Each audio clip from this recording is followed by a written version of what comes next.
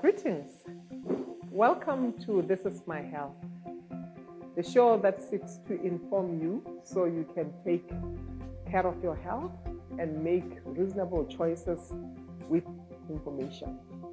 Today we have a topic that we have chosen to call Unmentionable Diseases. We are still in the season where we are looking at HIV and AIDS. But we know that there are some things that we are free to talk about. We can talk about our headache, we can talk about some pain somewhere in the body, but there are certain body parts that for whatever reason we don't want to mention. Unfortunately, diseases don't go with what is being talked about most.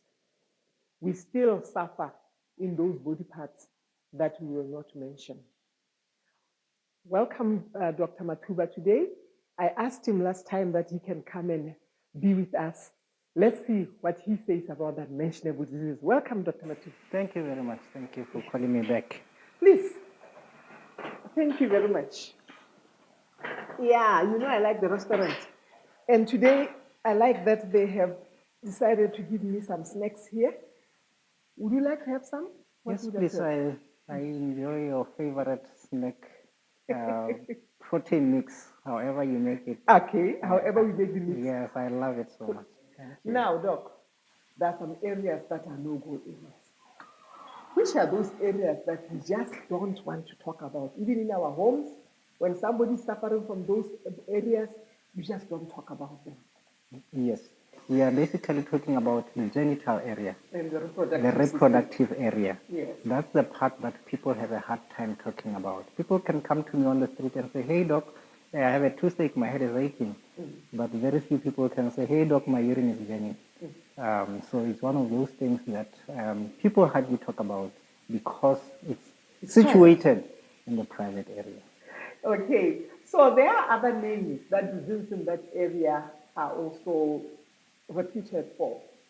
For example, when you are talking about that my urine is burning, it can be a simple infection, but there's another connotation to why the urine is burning, which is what do people are thinking? Most of the time, people are thinking or worried about sexually transmitted disease. And because sexually transmitted diseases have historically been associated with unbecoming behavior, then there was this stigma around sexually transmitted disease to equate to promiscuity, to equate to unbecoming sexual behavior. Does a sexually transmitted disease necessarily say somebody is promiscuous? Not really. I'll take HIV, this series about HIV. HIV is an example. It was historically a sexually transmitted disease, but we see a generation of adults who have never engaged in sexual activity, but they are HIV positive from there. Yes. We also see cases where some of these sexually transmitted diseases can actually be transmitted from a mother to a child. Then there are also, although they might be rare, there are those sexually transmitted diseases that have that are very, very contagious. And misuse or improper use of the sanitary areas, toilet seats, and all those areas can actually predispose people to getting some of these sexually transmitted. Or sharing, washing rags and the like. So why is it important to talk about the sexually transmitted diseases then? Well, primarily, it is important to talk about sexually transmitted diseases because people have sex. And because people have sex, then sexually transmitted diseases are always going to be an issue part of life, that we live with on a day-to-day basis. The other problem or the other issue that makes sexually transmitted diseases something that's worth talking about is because they are what we call, for a large majority of them, asymptomatic. That is to say, someone can have the infection and they do not show. And because they do not show, they go on to pass it on to other people. Or if they don't pass it to other people, they have consequences later on in life because of this infection that was there and not showing.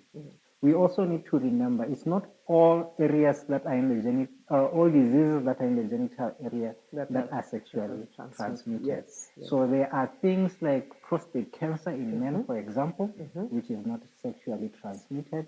There are things that we find Bartholin cysts in women. There's quite a lot of things that go on in that area that we need to talk about. Things like cancer, cervical cancer, is something that's on the rise in women, although it is not primarily considered a sexually transmitted disease, but STIs play a huge, pivotal role in its progression and presentation. So I like that, because what you are basically saying is when we talk about the private area, we forget that this is a system. And we need to be talking about the whole reproductive health area. Because as you have said, you made me think about other parts that are inside, the ovaries and other places also. And something that's very topical to us women, menstrual health. There are a lot of people who suffer a lot of discomfort and pain and the like during menstruation because they have complications from the reproductive system. And I can imagine they also don't come out because that's a private thing. So it's good you talk about sometimes they don't come out because it's private, or sometimes it's because they are told that once you become a lady, you get into puberty, these things happen, and people maybe tend to think, well, this is who I am, this is how I am, and they actually go to live on with a problem that could actually have been solved earlier on had they opened up about I think that's actually one of the main reasons why topics like this should come on This Is My Health. Because we are saying, as you have just put it, people suffer silently and they imagine that it's just the way things are. These kinds of things can be talked about. So they can't even talk about them to their health workers, they can't talk about them to their family members. And the younger they are, the more they suffer. Exactly. So today we are talking about the unmentioned ones, focusing on the genital area, the reproductive area. But like you mentioned, HIV has a lot of stigma still. That's one of the things that people go through that's not mentioned. There is a lot of discrimination that people go through, not only with HIV, with a whole lot of other sexually transmitted diseases and other infections apart from HIV. So now let's talk about some of the sexually transmitted infections. Let's zone in on the next 2 or 3 minutes on those before we go into the other diseases of the genital area. So sexually transmitted disease, actually the World Health Organization estimates that on an average day, 1 million new infections, sexually transmitted infections occur. This means, or it translates to about 374 million STIs a year from 4 main causes. In this case, we are excluding HIV. We are looking at gonorrhea, we are looking at syphilis, we are looking at chlamydia, we are looking at trichomonas. So all these things are just these 4, 374 million infections in 1 year. So this is a rampant problem. It's not something that affects the neighbor on the other side or someone who we don't know. So this is worldwide. It's worldwide. Irrespective of race, education, social status. It cuts across the spectrum. You probably might have heard that there are what we call communicable diseases or infectious diseases. There was a time they were called diseases of poverty. And then there were diseases of affluence. We see that nowadays we no longer have that divide, those kinds of things, where certain things belong to a certain group of people. This is across the divide, across races, across populations, across continents, across even social strata. Now let's talk, because we've picked this big 4, let's talk a little bit about each one of them. Out of these 4, which is most common? All right. So when you look at these 4, it's usually chlamydia and gonorrhea go hand in hand. Most of the time, we actually don't go down to, when we make a diagnosis, to say, I'm picking out this or that one, because it becomes very costly in most of our settings. That's why I want us to talk about explaining them because they're big words. Yes. Yes. So when it comes to which one of these four, the actual diagnosis might not actually be taken out one by one. Okay. What we tend to do is we group them. We have the sexually transmitted diseases that present with a discharge, and sexually transmitted diseases that present with sores. And that's how we generally tend to group them. Yes. So when we come to those that present with a discharge, this is where your gonorrhea and chlamydia and trichomatitis also tend to present. And then when you come to those that form with a sore, the most common ones will be your syphilis, but there are others like big words now. Listen, I like lymphogranuloma inguinale. Very big words, unfortunately. But basically, it says there are sores around the inguinal area or the genital area because of the sexually transmitted infection. Do they all itch? Because you started off by saying my urine is burning, and I was thinking, okay, he's going to go to the itch. Do they all present with itching? All right. Now, when you bring itch into the picture, it brings one of the more common ones that present with itch would also be candida or fungal infection. So when there is discharge, usually it's one of four things. It's either a fungus, it's either chlamydia, it's either gonorrhea, or it's because of... Now, hold your thoughts right there, because we are going to go for a break. When we come back, I want us to go now deeper more into the symptoms, what somebody is seeing that should make them start mentioning unmentionable diseases. Please don't go away. I am sure you want to find out more about these diseases. We'll be right back.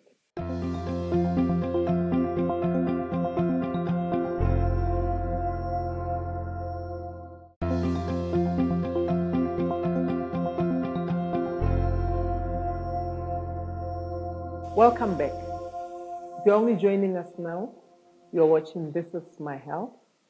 And in this episode, we are talking unmentionable diseases. Diseases that are in those body parts where for some reason or other, you don't believe they should be talked about. And you've come to understand that primarily there are diseases that affect the private area. Because these are called private parts, then whatever goes on in there is very private, unfortunately leaving many people suffering because it's so private that they won't even tell somebody who could help them. In the studio, I'm with Dr. Matuba, helping me to unpack this topic. Welcome back, Doc. Thank you. Thank you. When we left, we had just started the area of the symptoms, what the person actually sees. And you had taught us a lot of big words, part of which I'm sure many people have already forgotten, but we are trying to simplify them to say you have got the groupings, that you can group them with those that have got discharges. And I brought in the question of itching. So we were saying that when we look at the discharge, it could be because of a fungal infection and gonorrhea, chlamydia, and like we are mentioning the different infections. Now, the groupings are around discharge. If you have a discharge, whether from the male part or from the female part, it's something to look out for. Itching, when we find itching, it could be just an irritation, maybe a new deodorant or whatever else that someone might have used, and then it causes irritation. But it's likely also to be a fungal infection, and we need to be on the outlook for that. We also have people who will present with burning urine. So when you're going to the toilet, it feels like it's burning, it's painful, or it's refusing to come, or it can come up in different ways.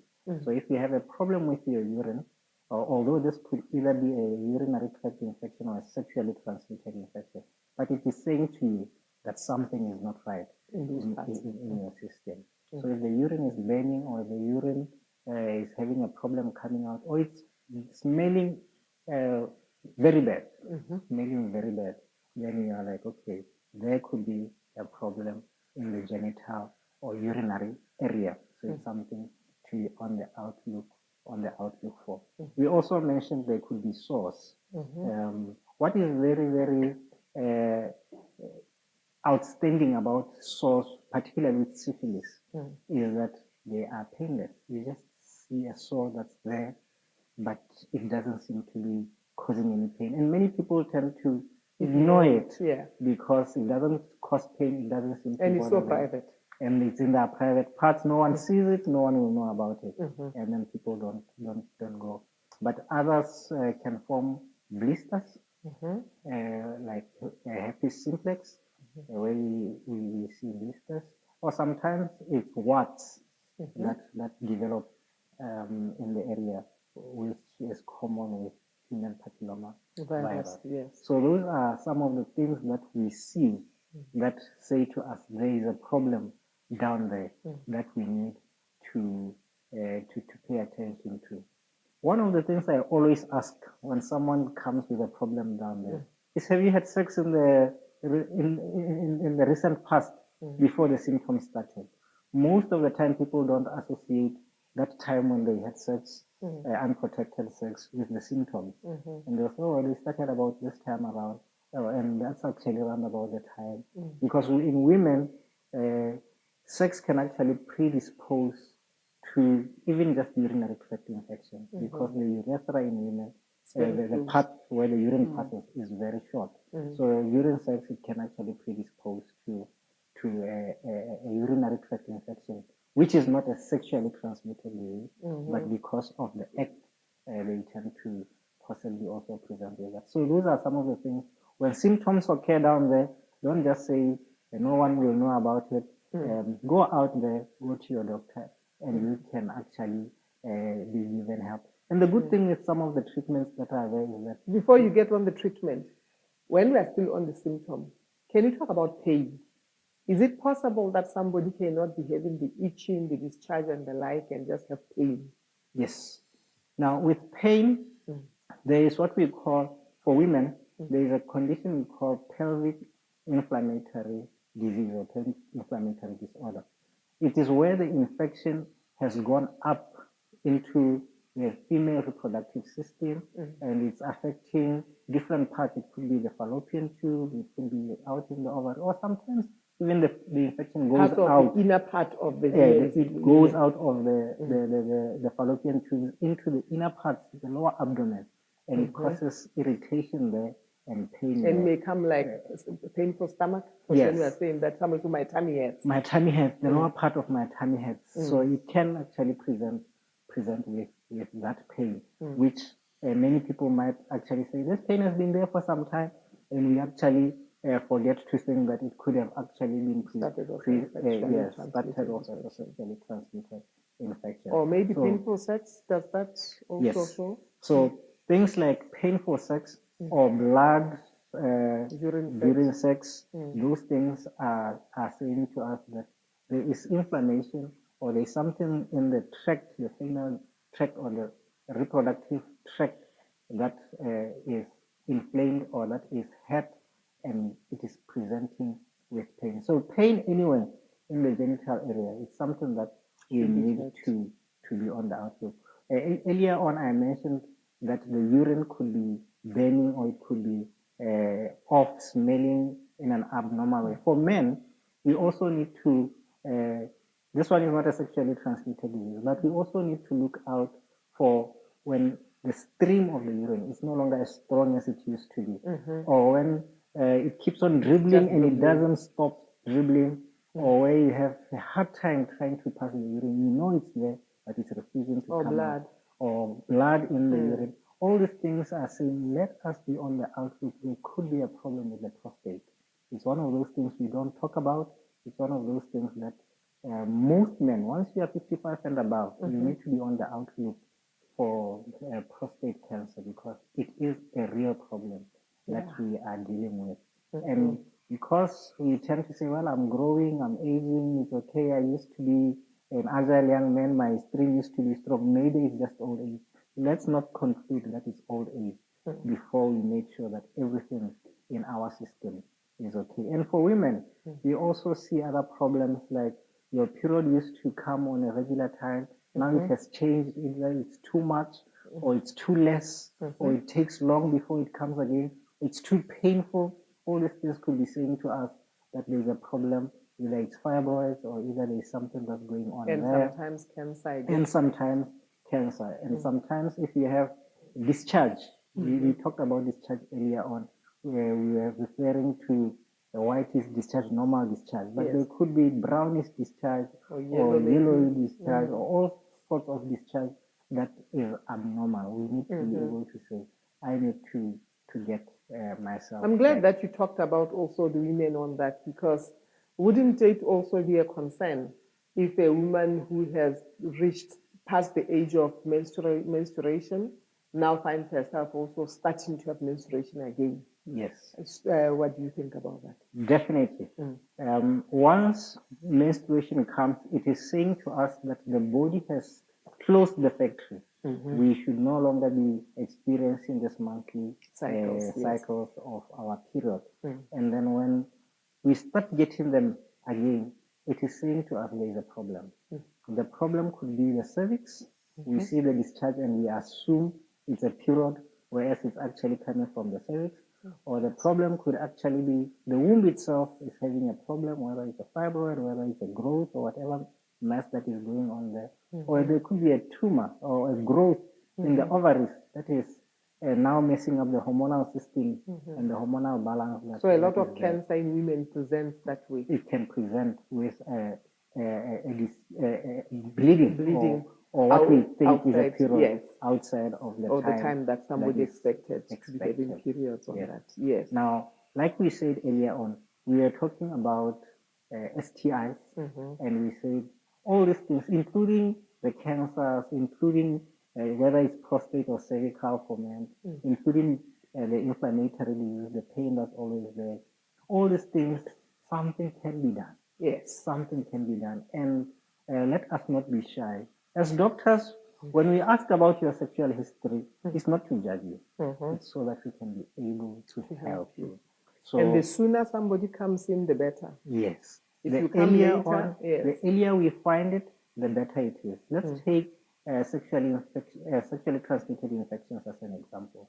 If they are not treated, they can cause inflammation in the fallopian tubes, and this can actually prevent the egg from passing. So they can block the tubes. They can actually block the tubes, and that leads to infertility. Or sometimes, even if it's not infertility, it doesn't allow the embryo after fertilization to go inside the womb where it's supposed to be, and that can lead to ectopic pregnancies. Ectopic pregnancy, that is pregnancy outside the womb, right? Ectopic or in our circles, when you see ECT, it means outside of. So outside of the womb. Yes. So and that child will not survive. That child, in fact, not only might actually not survive, but actually might put the mother in great danger. So last words, can you imagine the time has already gone? Unfortunately, we always have such short time to meet, and these are unmentionables, and therefore there's so much to talk about them. Yes. What will be your parting shot? My parting words to all of us is that there is opportunity for help. There was a woman in the Bible who had an issue of blood 40 years.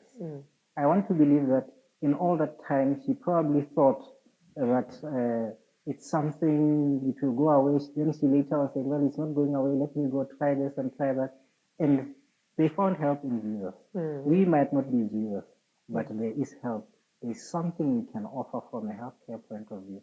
When things are going amiss down there, let us come as early as possible so that we can find help. Okay. Thank you very much, Dr. Matuba. It's always a pleasure to have you around, and we learn so much from you. It's a pity that we are always having got to chase time, but I'm hoping that with the little that you have shared, somebody's going to find help. There you have it. Now you have heard mention of unmentionable diseases.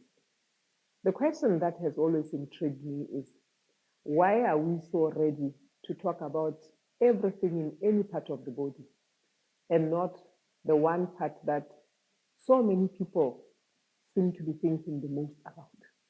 I'm saying so many people seem to be thinking the most about because of the rate of teenage pregnancy that we see going out there. Much as we are encouraging our young people to stay out of sexual relations before they're married, we find so many children born out of wedlock. Therefore, that tells us that the so-called private parts are possibly not being treated as privately as they should. But having done that, when there are problems in those areas, then they become very private that they can't come out. You know, your body, my body, has got organs, and each organ needs equal attention. The same attention you are giving to your head, the same attention you are giving to your heart, to your lungs, any body part, when it is hurting, is the same attention that your reproductive system needs. When the body is giving you symptoms that the doctor has spelled out, whether they're itching or be it pain, be it discharge, whatever it is that you are not used to seeing in those areas, it is a sign that you should go and look for help. Don't be shy. Maybe you can't talk to your parents or even your friends, but there are healthcare workers out there. And more importantly, please don't try to start treating yourself and talking to this friend and that friend, giving you this concoction and that concoction. Sometimes that can create more problems. Sometimes delaying can make you come too late. And by the time you get help, it may be so complicated. If it's cancer, it might have already spread. Let's just be careful and look after ourselves. It is important to say, this is my health, and you get the right help for your health. Please keep watching other shows on this channel, and we hope to see you next time.